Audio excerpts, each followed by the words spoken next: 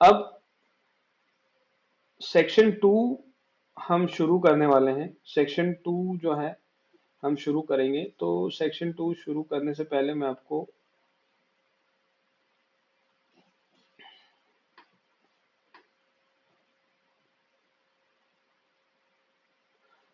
तो ये जो सेक्शन 2 to 5 जो अब हम बात करने वाले हैं, सेक्शन 2 to 5 जो हम बात करने वाले हैं, जुरिस्डिक्शन की बात करने वाले हैं, ठीक है। सेक्शन 2 to 5 जो है हम किसकी बात करने वाले हैं? जुरिस्डिक्शन की। क्या जुरिस्डिक्शन रहेगा, कोर्ट किस पे एप्लीकेबल है, किस पे एप्लीकेबल नहीं है, ठीक है।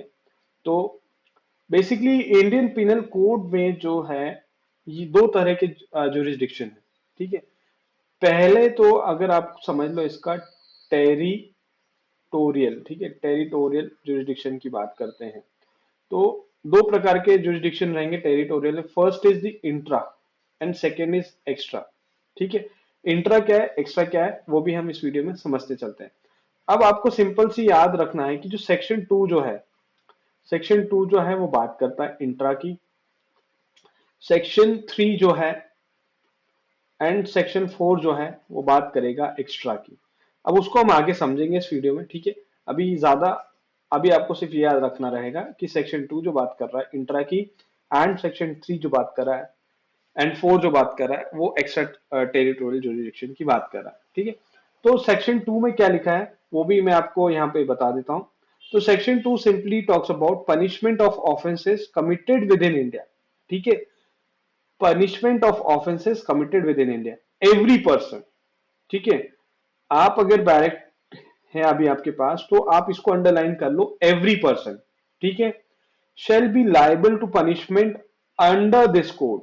अंडर इसको भी अंडरलाइन कर लो, under this code and not otherwise for every act और omission contrary to the provision thereof he shall which he shall guilty within India, ठीक है। तो एवरी पर्सन यहाँ पे इसमें बात अगर आप देखोगे तो या तो एनी पर्सन आता है, एनी पर्सन आएगा, ठीक है, एनी पर्सन की बात करेगा या तो एवरी पर्सन की बात करेगा, ठीक है। तो अभी जो सेक्शन 2 जो है वो बात कर रहा है किसकी? एवरी पर्सन की। यानी कि ये जो है मुझ पे भी लागू हो सकता है या किसी और पे भी लागू हो सकता है, ठीक है। एवरी माने सब पर अप्लाई रहेगा, सर्वोपरि, ठीक है, हर एक व्यक्ति पे। जो सेक्शन 2 है हर एक व्यक्ति पे लागू रहेगा। अब इसमें इसको हम थोड़ा सा और शॉर्ट में पढ़ते हैं। पनिशमेंट अंडर, अंडर के बाद ध्यान दीजिएगा, under this code and not otherwise. Under this code यानी कि इस कोड के ही दायरे में आना। मान लो ये इंडियन पिनल कोड है तो इसमें जो लिखा है तो बस उसका एप्लीकेशन जो रहेगा ना इस कोड के अंदर रहेगा, इसके बाहर नहीं रहेगा, ठीक है। तो जो सेक्शन 2 है इसीलिए जो बात कर रहा है वो इंट्रा टेरिटोरियल जुरिस्डिक्शन की बात कर रहा है। मतलब इस कोड के जिस सेक्शन में अगर कोई ऑफेंस डिफाइन किया गया तो उसका पनिशमेंट भी इसमें दिया गया है, ठीक है। तो बाहर का कुछ भी इसमें एप्लीकेबल नहीं रहेगा, ठीक है। तो under this code are not otherwise for every act और ओमिशन। यहाँ पे एक्ट की भी बात हो रही है और ओमिशन की भी बात हो रही है, ठीक है। किस किस की बात हो रही है? एक्ट और ओमिशन की भी बात हो रही है। एक्ट एंड ओमिशन की भी बात कर रहा है, ठीक है। यानी कि सेक्शन 2 में एक्ट भी होगा और ओमिशन भी होगा, ठीक है। तो ये आपको ध्यान रखना है कॉम्पिटिटिव एग्जाम्स व्यू के पॉइंट ऑफ व्यू से भी, ठीक है, कि every person shall be liable to the punishment under this code and not otherwise for every act और omission contrary to the provision, ठीक है, contrary to the provision thereof which he shall be guilty within India, ठीक है, सिर्फ India के अंदर। With in यानी कि इंडिया में ही, मतलब ये इंडिया है, इंडिया की बाउंड्री है तो इसके अंदर अंदर, ठीक है, इसके अंदर अंदर, ठीक है। नाउ मैं आपको नोट्स में और मैं आपके लिए क्विकली रीड कर देता हूं इसको थोड़ा सा और हम आगे चलते जाते हैं। तो हम इसके जो मेन एसेंशियल्स हैं वो डिस्कस कर लेते हैं, ठीक है। मेन एसेंशियल जो है हम इसके डिस्कस कर लेते हैं।